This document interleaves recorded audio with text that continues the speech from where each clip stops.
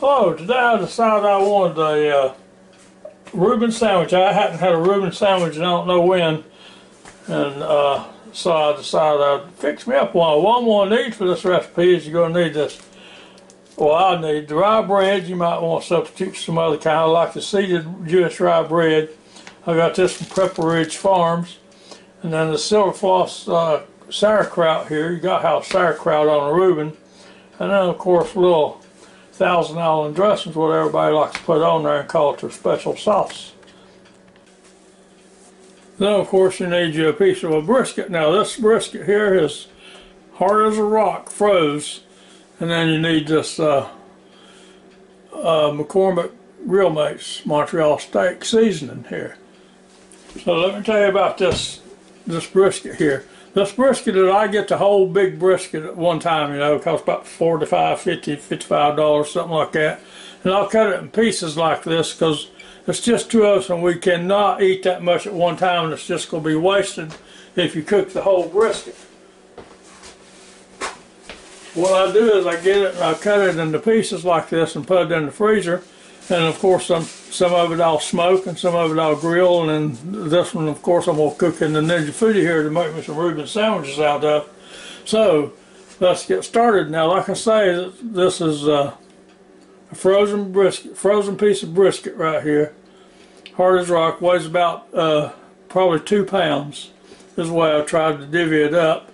And so first thing I'm going to do is put me about a cup and a half of water in the FOODi in the bottom here. Okay, there goes my water.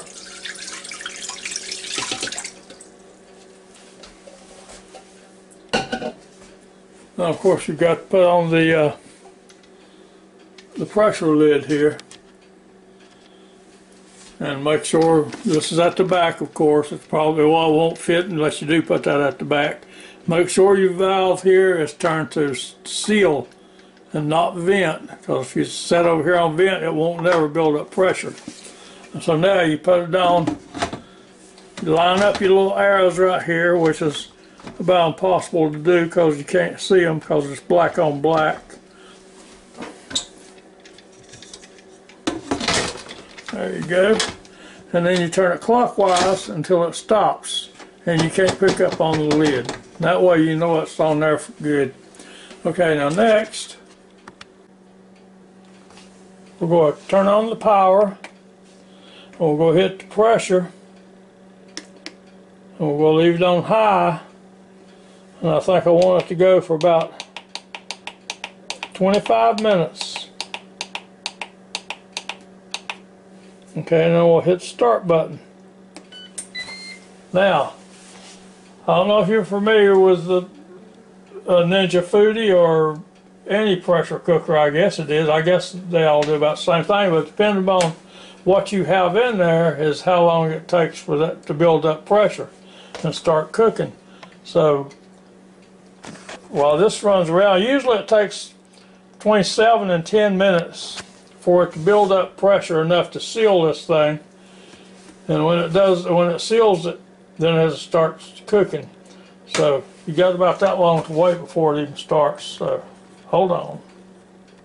Okay, now it's getting close now. A little bit of steam rising up back here from around that button. You don't want to hold your hand over it but a second or two. It'll burn you because it's hot. And anyway, I was going to tell you, if you can, give me a thumbs up and join my channel. I sure would appreciate it. Thank you very much to all you people that joined my channel. It means a lot to me. And I hope you enjoy my little videos, because I sure do enjoy making them for you. So now it's been 11 minutes since I first turned it on, and it started chasing those little lights around, so it should be coming up pretty quick. Okay, now the button's trying to come up now. It came up just for a second and then it eased back down. It usually does that. It'll come up and sort of float for a second and then fall back down, and in a minute it'll come back up and stay there. And then it'll be off and cooking. And now you hear a little bit of sizzle around it.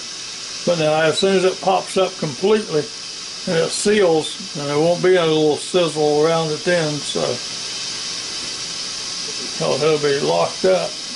I'll tell you too, now when the pressure stops, we'll take this thing out, and then I'm gonna put my seasoning on it and everything, and then we'll put it back in the crisper here, and we're gonna crisp it, so we can have a little crust out and get that seasoning into it. So if you're wondering why I didn't put any seasoning on it to start with, it's frozen, it wouldn't stick to it to start with. It would just fall down in the water in the bottom of the Fuji pot there. FOODi pot. I don't know why I got to saying Fuji. FOODi pot. F-O-O-D-I.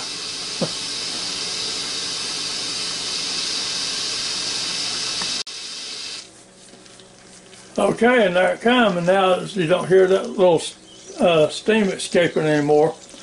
And that's the seal's up. And so now it'll start cooking in a second or two. The lights are still, I'll show you. So now as you can see, these lights are still chasing each other around, even though the pot is sealed. I don't know why it does that, but usually it doesn't take long after the pot's sealed. These will still chase it around just for a few seconds or maybe a minute, a little over, and then it'll usually start up. But now, it took, and there it goes, counting down from my 25 minutes.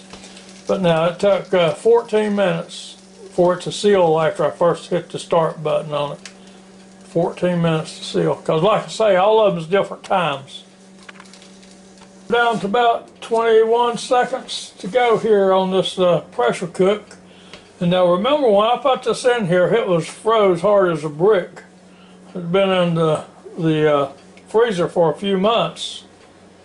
And so now, the pressure cook is about over with. And there you go, now it says done. And this little warm button here is going to come on, like it just came on right there. It says keep warm. That's going to start counting up. Now I'm going to just let this sit there and rest for about 5 minutes and let it have a natural release for about 5 minutes, and then I'm going to take the rest of the pressure off of it. Almost up to 5 minutes with that natural release on it. And so there it goes for 5 minutes. Now I'm going to reach back here and I'm going to turn this little valve from seal over to vent.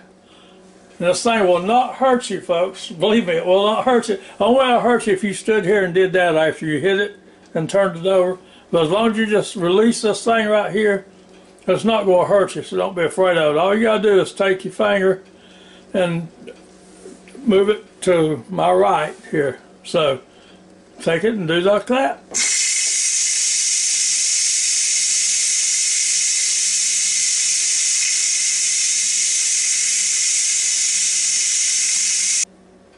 Okay, and now the little red button just fell down. It don't take too long after you go ahead and just let it have a natural release like that. So now total time since it has stopped cooking is 7 minutes and 28 seconds. So now we'll take the top off of this thing and see what we got. Okay, turn it counterclockwise. Make sure you open it away from you. Never open it in your face, because you're going to get that steam in your face if you do. Open it away from you and try to just turn it upside down just like this.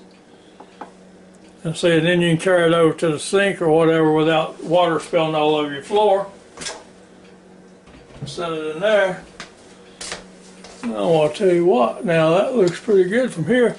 Now see, like I was saying now, this was completely froze when I put it in there. And we'll see if I can get it outside in this plate.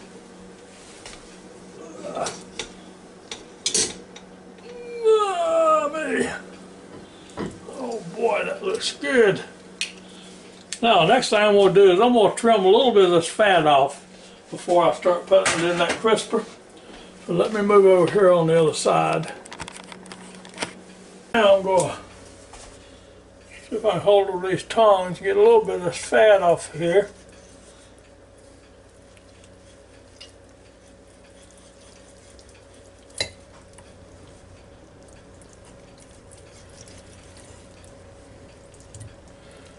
That's a good piece off.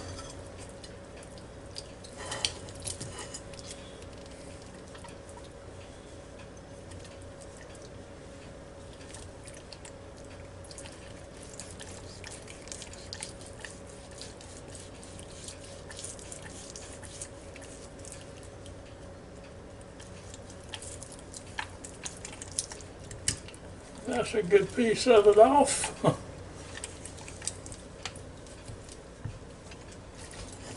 Ah.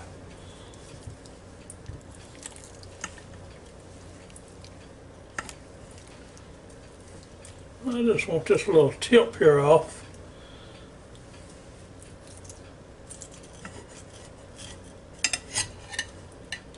You don't want to take it all off now because you want some of it still to flavor it up just a little bit.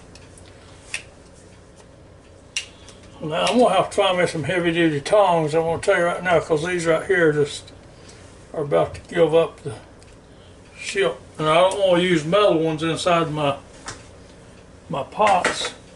So I'll have to figure out something else to do. So anyway, now we'll take this seasoning here. If I got strength enough to open the lid. And we'll cover all sides of it.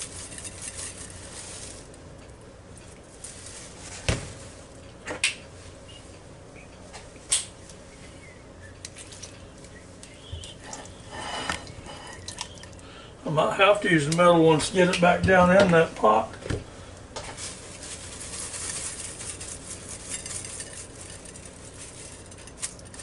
Oh yeah, this still looks like it's almost rare to medium rare in the center. So once you crisp this thing a little bit with the air crisper, it ought to be just about right.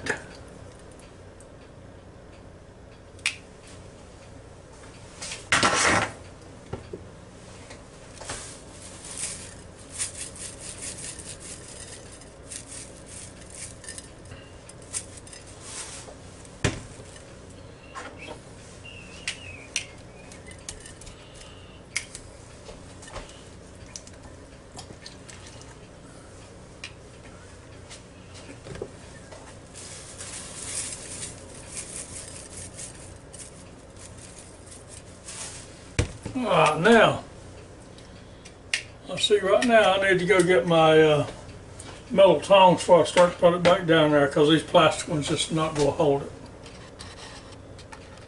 Okay, now I got my metal tongs, I'm going to set this thing back down in here. And now if you noticed, I put it in there with this fattier side up. And I want this one that starts to crispen like I want to melt that fat away and have it just seep down through there and give it some extra flavor. But I'm going to cook it for 15 minutes on air crisp, and then I'm going to turn it over and cook it some more. So it'll go back the other way, and that way it'll be really good, we hope. So hold on, here we go.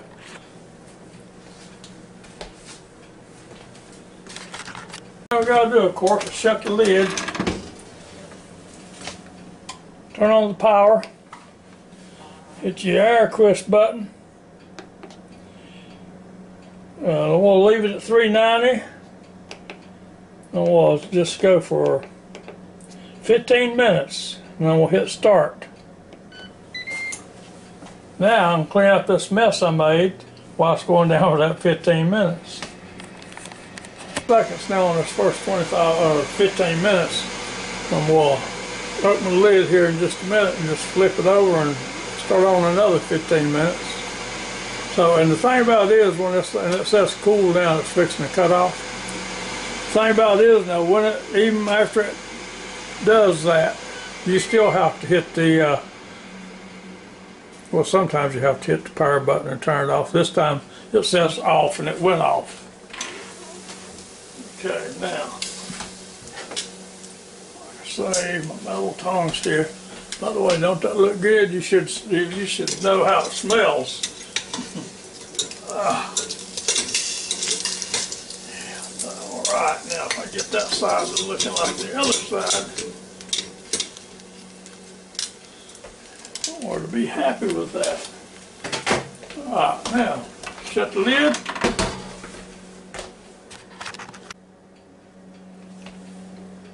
We'll turn on the power. Get air crisp. Leave it at that, and again we'll go down to 15 minutes and hit start. And there she goes, and we'll look back in a minute and see how it's doing. That's one thing I like about cooking on the air crisp side instead of on the well, they got it listed out here, tender crisp, I think it is. I'd rather cook on that side than the pressure side, because once you start the pressure cook, you're not going to open that lid and look at it. But when you're down on the bottom side here, you can open it up and look at it and see how you're doing all the time. So. Okay, we're down to 12 seconds now. And I've been checking along. Temperature's about where it's supposed to be.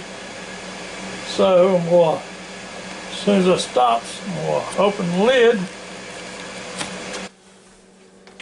Now, whew, now that looks good, don't it? Oh me. It's no wonder my tongs don't last long. But now that thing is looking pretty good right there. Well, I started to cut a piece, but I didn't use cutting if y'all can't see it. Okay, let's see if I can cut this thing here.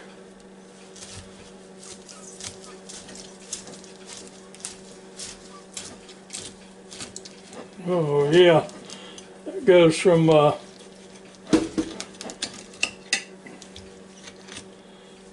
on up there like that. Now that could be just a little bit dunner in the middle there, because that's almost, well shoot, the way those good red juices are flowing out of there. I'm not going to do anything else to it, but somebody might want to cook it just a little bit longer, but that's good to me. That's just like medium or rare right there. So that's good. So now, to make my Reuben sandwich here, I'll put me a couple pieces of rye bread back here in this Food Network toaster. Might as well give them a little plug while I'm doing this. I've got my plate here all set to go. I'm not going to let it do that much, because I don't like my bread a lot of toast on it. I just like a little, well, all I'd like to do is just heat it up really. So, hey, so it should be ready in a minute. Okay, now my bread just popped up.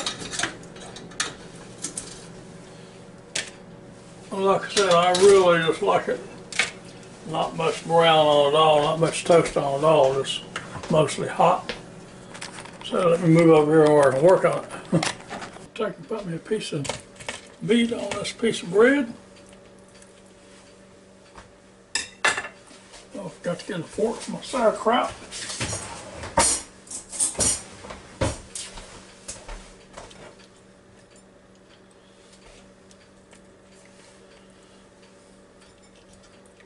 This is good sauerkraut, by the way.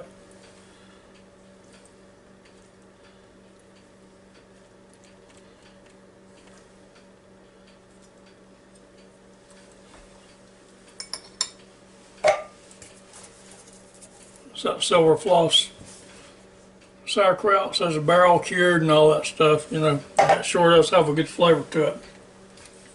And now what seems to be everybody's secret ingredient. Wait, before I do that, I'm going to put some salt and pepper on it.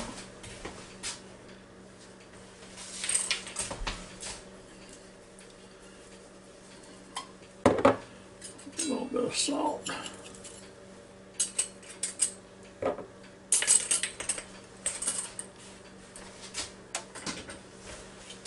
Now everybody's secret ingredient here, or secret topping, or sauce, or whatever they call it. Anyway, there you go with that. Now we'll put this on top. Well, that's a good looking Reuben right there. See if I can get a bite of it.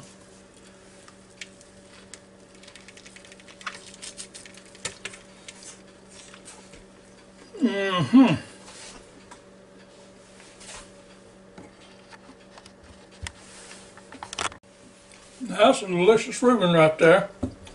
I hope you'll try one of these sometime. And like I say, that's completely frozen to that plate in about, I just took about an hour altogether.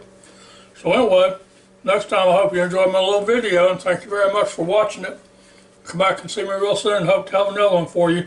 Y'all have a real good day now. Goodbye.